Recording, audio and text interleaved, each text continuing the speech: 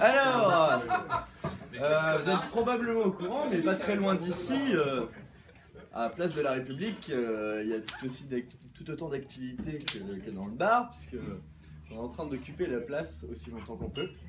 Ça s'appelle la Nuit debout. Si vous savez pas, bah, renseignez-vous parce que c'est assez sympa. Et donc je vais faire un slam qui est un peu en rapport à ça. Si quand on vous parle de république et de démocratie, vous aussi vous n'entendez que des mots crasseux, des mots rassis, des mots farcis de sophisme et de démagogie, sauvagement compressés sous ces ramassis de paperasse et de bureaucratie. Si vous aussi vous n'entendez que des mots maudits, des mots modelés selon l'envie, selon l'enjeu, selon le parti, selon l'envieux ou le parti pris. Si vous aussi, vous souhaitez vite trouver une issue à ce système si vicieux qui voudrait se faire passer pour vertueux, si vous aussi vous militez pour abroger la démago et tous ces procédés dégueux qui ont déjà fait trop de dégâts de par leurs fondements inégaux, ceux-là même qui visent à gaver nos égos pour faire de nous des gueux et se réserver tous les lingots. Si vous aussi vous pensez que l'Élysée ne sait plus rien de ce que l'on voit, de ce que l'on vit au quotidien, de ce que l'on veut, surtout de ce que l'on vaut. Si vous aussi vous avez fait le vœu pieux d'un renouveau, si vous aussi vous vivez un désaveu vis-à-vis des lavages de cerveau de nos morveux, si vous aussi vous vous sentez l'envie de repenser les mots que l'on nous a ravis et de penser les mots de tous les asservis, des plus vieux comme des marmots, alors dans ce cas-là je dis bravo. Vouloir rêver n'a rien de Dieu, exiger une remise à niveau pour sauver les vies qui sont en jeu. Alors bravo, bravo les veaux, si vous savez comme moi ce que l'on veut, ce que l'on vit, ce que l'on vaut. Alors à bas les voiles, et je vous convie sur les réseaux, on y débat en chat écrit ou vidéo, on s'y confie, on y partage nos idées. Alors venez, venez nombreux, ensemble y voir un petit peu mieux, ensemble savoir ce que l'on peut quand on est un peu plus de deux. Car à l'opposé du peuplier, tout un peuple peut plier sans jamais cesser de se redresser. Il n'y a pas plus constant comme constat que l'histoire puisse nous dresser.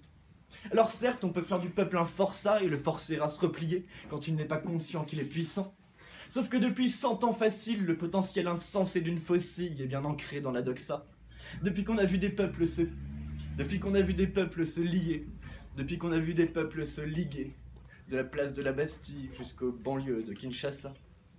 À l'opposé du peuplier, tout un peuple peut plier, sans jamais cesser de se redresser. Surtout s'il sait qu'il vaut mieux que ça. Paraît que les enjeux ne sont urgents que quand de l'argent est en jeu. Voilà ce qu'en disent nos dirigeants, aussi méchants que fangeux, qui ne savent que dégénérer des vies pour mieux gérer les gens. Ils se font les agents élogieux des idéologies de dominants, qui viennent abreuver vos logis pour faire de vous des ruminants, aux trous de balles bien élargis.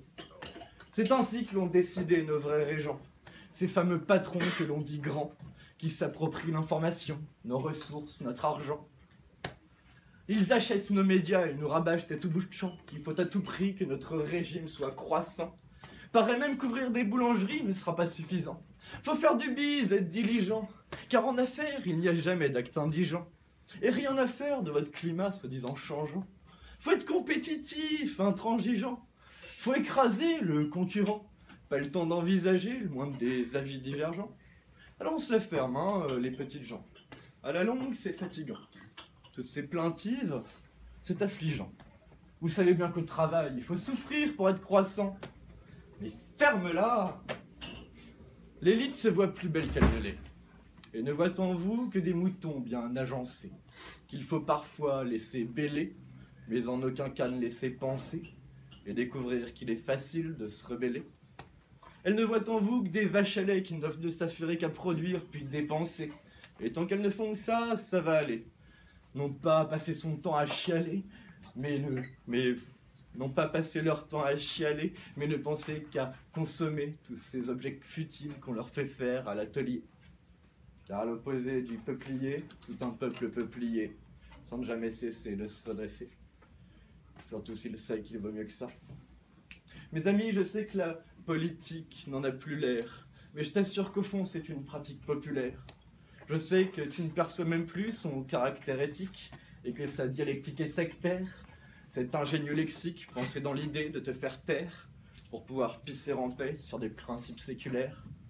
Il est de notre devoir d'être en colère quand la politique devient binaire, unique pôle monolithique à la solde des actionnaires qui profitent des moments critiques pour s'attaquer un peu plus à nos salaires. Mes amis, mes sœurs, mes frères, il est de notre devoir d'être en colère et d'apporter ce supplément d'âme. Il revient à nous de s'approprier cette galère, car après tout c'est nous qui tenons les rames. Il est grand temps de dépoussiérer les grand temps de dépoussiérer les ministères dans les grands bureaux. Bon, je laisse tomber, j'ai plus la fin.